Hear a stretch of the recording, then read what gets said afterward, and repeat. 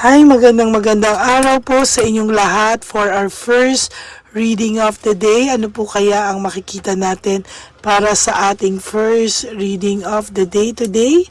Today is Saturday. Ano po kaya ang makikita natin para sa ating first reading of the day? Ayan.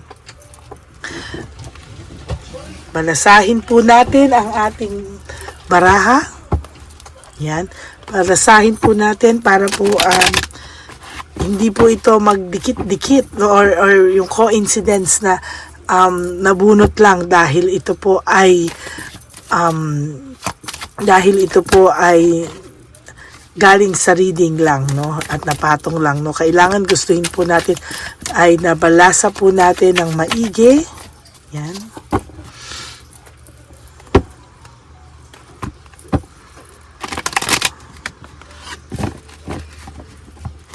Okay.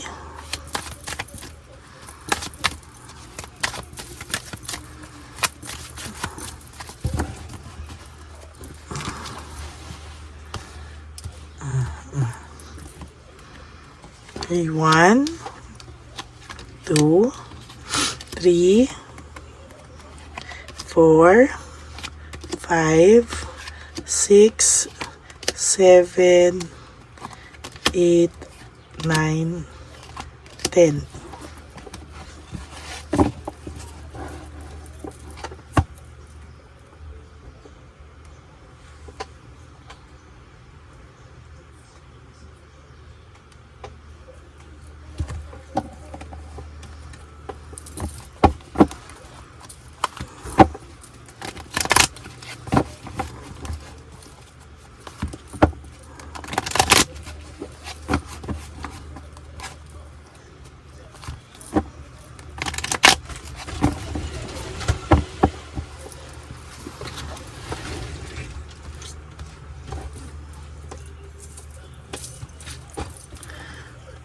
One,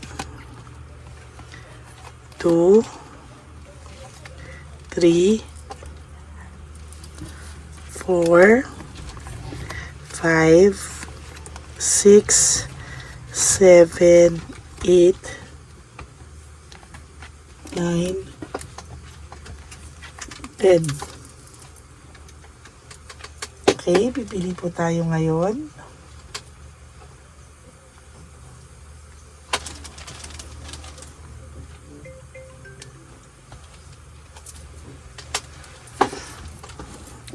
Okay.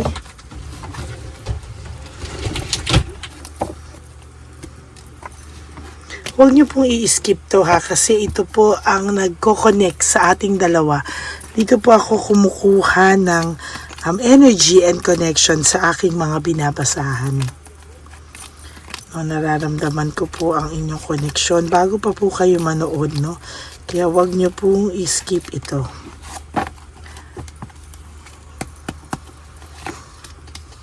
Uy, sa inyo pong first card pa lang, this is all about stress, burnout, and restlessness, no? Talagang sa nakikita ko po ay punong-puno po ng pagkaaligaga itong taong to, na stress, na burnout. Talaga pong sukong-suko po siya sa buhay niya ngayon, ano? And to be honest po, parang hirap na hirap po siyang aminin, no, yung kanyang mga kasalanan. Kaya restless po siya, dala-dala niya po ito araw-araw na ginawa ng Diyos. Oh. Gusto mo niya ng bagong venture, gusto niya po ng bagong buhay. Ayaw niya na pong ma-retain sa ganitong klaseng sitwasyon. Sorry po. Pero ano po ang nangyayari, no? Patuloy po siyang patuloy po siyang nakakaramdam ng dagok sa buhay, no? Hindi man po niya ito aminin sa iyo, pero totally po nararamdaman niyo po yung pagod, nararamdaman niya po yung pagkabwisit, no, sa mga oras na ito, no. Hindi po siya magkaroon ng bagong venture, no. Hindi po siya magkaroon ng swerte, no. Talagang bisit na bisit po siya at talagang hindi niya po kinakaya, no? Talagang hirap na hirap po siya ngayon, no? Hindi niya po alam kung anong gagawin niya, lalo na po sa mga taong ginosting kayo, no? Sa mga tao pong ginosting kayo, talagang hirap na hirap po siya ngayon at talagang hindi niya po kayo tatantanan, no? Kakaisip. Lahat po yan ay quick decision. Lahat ng ginawa niya sa iyo ay quick decision lamang or desisyong hindi pinag-isipan, no? Kaya ngayon po, bumabalik sa kanya lahat. Nagba-backfire po sa kanya lahat, no? Ngayon po siya nakakaramdam ng disappointment, no? Itong tao pong ito emotionally immature pa rin. Kahit ano pong age ng taong to, immature pa rin po ito. At talagang makikita po natin na nai-insecure po siya pag nakikita niya po na may bagong umaaligid sa iyo or nagiging masaya ka na nang wala siya. Naku, yung insecurity po nito talagang tumataas, no? Talagang ayan, no, sobra pong disappointed niya, no? May disappointment po siya. Punong-puno po siya ng disappointment sa buhay. Siya po ang gumawa niyan sa sarili niya, no? Siya po ang gumawa niyan sa sarili niya. Siya po ang sumira sa samahan niyo. Siya po broken family, broken relationship, shattered dreams. Siya ang may kagagawan, no? At sa kagagawan niya na yan, siya po ang talagang tinamaan. Buti nga po talaga sa kanya, no?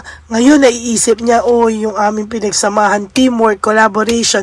Ngayon niya po naiisip na maayos po yung naging samahan nyo at kinalulungkot po niya talaga na hindi po siya naging kontento kung ano man po ang samahang meron kayo. No? Wala po siyang balanse sa mga nangyayari ngayon. Out of balance, no? Pagod po siya, pagod na pagod, hindi na po niya mabalanse. At talagang kakaiba po ang nangyayari sa kanya. No direction, no? Unpredictable yan po ang buhay niya ngayon. Kung dati po, alam niya kung saan siya patungo, anong direksyon meron kayo. Ngayon, very unpredictable. Hindi niya alam kung meron man po itong third party. Hindi niya alam kung anong direksyon ang samahang meron sila dahil wala rin pong direksyon. Sobrang away dito, away doon. Karma na po niya yan, no? Buti nga sa iyo, karma mo yan, no? Sa totoo lang po, hindi siya nakontento. Ngayon, siya ay balikan ng karma. Gusto niya po yung forgiveness mo. Gusto niya po yung forgiveness mo. Pero paano ka papatawarin? Ulit-ulitin ko na naman ang paninerman sa'yo. Paano kita papatawarin? Sabi sa'yo ng binabasahan ko ngayon. Dahil wala ka namang effort from the start. Ang gusto po niya, ikaw pa po yung lumapit, no? Or isang effort, 3 agad ang balik mo. Or pag lumapit siya sa'yo, magkakandarapa ka pa rin sa kanya. No. Hindi mo po yan gagawin, ano? No? Kaya pinapakita niya po sa iyo ngayon, hard to get siya. Hatred, no? Siya pa yung galit, o siya pa yung mabilis magtampo, o siya pa yung galit. Nick niya po kamo, no? Kasi po, ngayon siya nakakarma, tapos gusto niya pa, ikaw ang lumapit. Nako, no po yan, ano? Nadi-discourage po siya sa sitwasyon na meron siya ngayon. Nai-insecure po siya sa sitwasyon na meron siya ngayon, no? Naging selfish po siya sa iyo, no? Very, very selfish.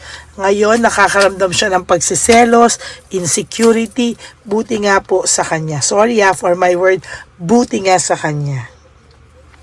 Ang dami mo pong sinacrifice sa taong ito, no? Ang dami mo pong sinakripisyo, ang dami mo pong give up, no? Napakabait mo dito, talaga inalagaan mo to. Pero anong ginawa niya sa iyo?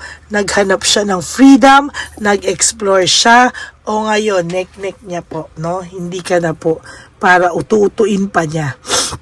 Ngayon po, kung siya ay nagkasala sa iyo, hayaan mo po siyang mag-effort sa iyo. Hayaan mo po na siya ang gumawa ng paraan para po sa inyong dalawa, no?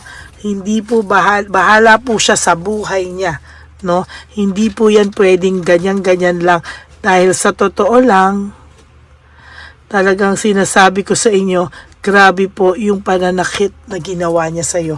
Halos po talagang hindi mo malunok yung sakit. Ngayon, hayaan mo siya. Siya ang may loss, grief, self-pity. Self-pity po, no? Siya pa talagang nag-self-pity, ha? Yang hiya naman po ako sa taong to. Siya pa po talaga ang nag-self-pity, no? Dahil po hindi ka na po niya basta-basta mapaikot sa kanyang mga palad, siya po ang nagsiself-pity, nagbago ka na daw, no? Talagang visit ka na daw sa kanya, nagbago ka na daw. At talagang ngayon po siya, ayan, buti na lang, ngayon po siya nakakaramdam ng labis na kalungkutan, no? Yan. Deserve na deserve mo yan. Sumasakit po ang ulo ko ngayon dahil po sa too much emotions na nararamdaman ko sa person na ito. Yung kanya pong emotion ngayon, nararamdaman ko, nafe-feel ko, pumapasok sa akin yung kanyang sadness, fear, sadness, and loneliness, no? Ngayon siya nakakaramdam ng sobrang tinding lungkot ngayon po, no? Naghahanap po siya talaga ng way, no? Paano ko magpapansin sa'yo, no? Pero wala. Ngayon po siya nakakaramdam ng loneliness and isolation. Ayan, no? Loneliness. Sadness, fear, isolation. Ina-isolate niya yung sarili niya ngayon, ano? Kasi pakiramdam niya po, no? Walang magandang mangyayari sa kanya sa mga oras na ito. Naghahanap po siya ng peace of mind, pero hindi po siya mag-grant ng peace of mind because hindi niya po deserve ang peace of mind. Ang deserve niya po ay loneliness, sadness, and fear, and isolation. Yan po, no? Ngayon naiisip niya yung samahan nyo. Ngayon niya po naiisip yung impact ng ginawa niya sa'yo. No? Ngayon po lahat pumapasok sa kanya, ngayon po lahat nagsisink in sa kanya. And I will tell you, no? Sobrang lungkot ng taong ito. Sobrang lungkot ng person na ito. Ngayon siya nakakaramdam ng matinding takot na mawala ka po sa buhay niya. Okay, that's it for your first reading of the day. I hope na nag-resonate po sa inyo, and if you do, can you please give me a like and comment down below? Okay. Comment down below. Pasensya na po kayo, tumawag ang aking mami. And para naman po malaman natin kung ano po ang inyong saloobin. Maraming salamat po sa inyong lahat. And for those of you who would like to have a private reading with me, you can message me po at Ladyly Elena. That's Ladyly Elena. Nasa dulo po yan ng ating video. Diyan nyo lang po ako makukontak. That's my only official and legit FB account. At sa akin naman po mga ever loyal, faithful, and solid Lady Elena family, maraming salamat po sa inyong lahat, and I love you all from the bottom of my heart. And for those of you who would like to give me a super thanks for this video, I would really appreciate that. Lalo na po, tayo po ay magkakaroon ng One Love a Day on December 14, Christmas edition po natin yan for our dear lolos and lolas, no? Kaya maraming salamat po sa inyong lahat, and God bless you all. Yan. And of course, please, no, ang pakiusap ko po sa inyo, no skipping of ads. Tulong nyo na po yan sa ating channel, no? Maraming salamat po sa inyong lahat. Mamaya po pala for our third reading or ibang reading, baka hindi po ako sa studio, iba po ang background ko because I will be going to Tagaytay to attend my best friend's wedding. So, pero wag po kayong mag-alala, magbibigay pa rin po ako ng reading of the day. Iba lang po ang background ko, okay?